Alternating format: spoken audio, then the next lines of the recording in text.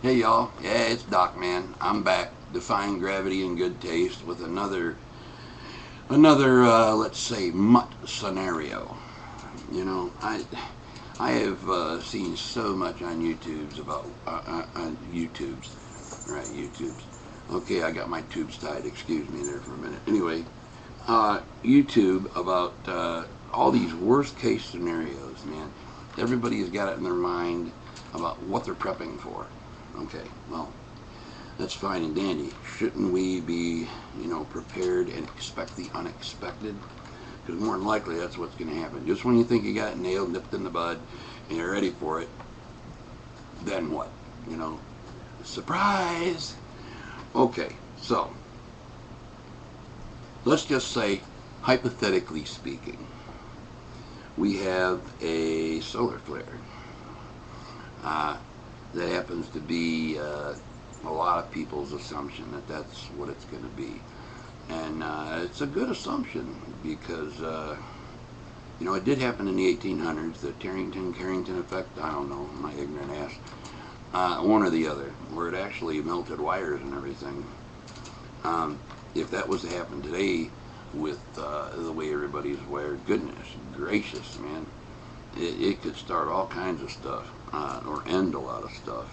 Like just about, one thing for sure, David Sardi brought to my attention on one of his videos, the trucking industry would be shut down because every truck on the road has a computer. And if I'm not mistaken, every vehicle on the road now has some type of computer. And the solar flare would more than likely cook them, shut everything down. That probably goes for big transportation too. Jets, most assuredly, the General Electric locomotives and all of that. I mean, just about everything. Anyway, so let's say that happens. And you got no electricity. And let's just say you find a way to make electricity, or you already got a way to make electricity. Then you have an earthquake. Oh man, you got an earthquake. Now you got to bug out, right? You take a little bit of food you can with you, water, medical supplies, and you get down the road. Let's just say you're gone for a few days, whatever the case may be. Then, okay, super volcano. Oh man, are you kidding me? A super volcano after all this crap's already happened? Hey, face it, when it rains it pours. I mean, Murphy's Law has got us all screwed before we get there. Okay, now, you got no sunlight because the ash has probably drowned out the sunlight coming through. You got no way to grow food. You got no way to get power to your solar panels. Who knows what the wind's going to be like? I mean, this is something that we really don't know a lot about. Okay, so let's just say we make it through that. Okay, then let's just say you got, if all that happens, more than likely we're going to have trolls chasing us around, or your basic monsters, or Bigfoot. Who knows, but it's going to be bad whatever it is, because if that much bad stuff's happened, you can almost rest assured that everything else that happens is not going to be on good terms. There's going to be no quarter given and none taken in this situation.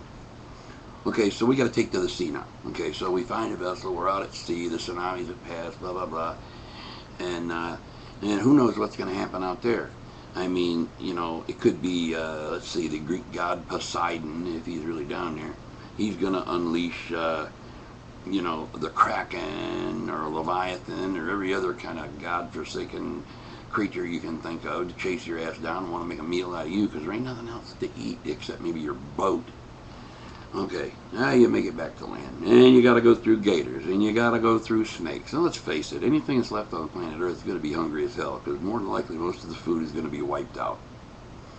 Okay, you get through all of this, and say you make it to a semi-safe location, and just when you think you got it made, guess what? Fucking zombies, you guessed it, of all the damn things. Now, I've already been over the things you do for zombies, or whatever you can do for zombies. I mean, they wrote about zombies even in the Bible. I think it was in the book of Ezekiel. Don't quote me on this because I don't remember. It's been a while. But, I mean, after all this crap, now zombies? Okay, now if you've made it through all this and now you're dealing with the zombies, guess what? Chances are you're going to be one of the last people on this planet. And what are we trying to do? You know, it's not so much as survival for ourselves, but survival for our species.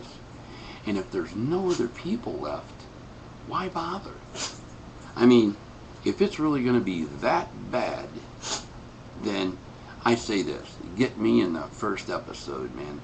Don't wait for everything else. Let's just go ahead and get it over with. If that's the way it's going to end up, the logic being you don't suffer so much. This is just my own personal view on this, okay?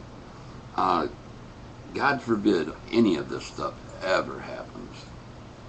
I don't know. I don't want to live it, and I feel bad for anybody who has to try to go through it. But anyway, it's going to be survival of the fittest, looks like. I'm not going to make it too far. I probably won't make it to the first episode because I'm all crippled up. And in case y'all are wondering why I wear this, well, I got severe nerve damage, and if I don't wear this, then I'm a member of the Limp Wrist Club. So rather than take the persecution from everybody saying I'm gay or bi or whatever, I roped the sucker up with this wristband and put a watch on it, try to look as normal as possible. But I still take a few shots here and there.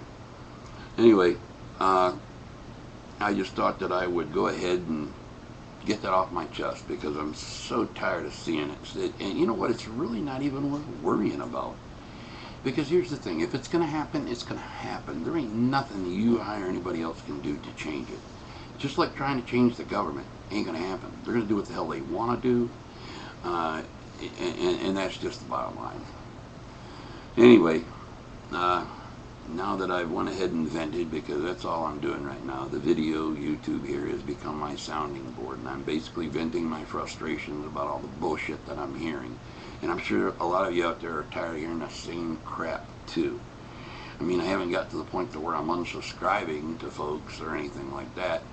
I just don't bother with them because I already know what they're all about, you know. Anyway, that's about all I got today. I thank y'all. David, sorry, I love you. Hang in there. You're doing really good, man. We're a lot of people out here. We're really behind you, dude, in your fight. And I wish the best for you. As always, the Doc Man loves y'all. And remember, watch out for the zombies. Bye-bye.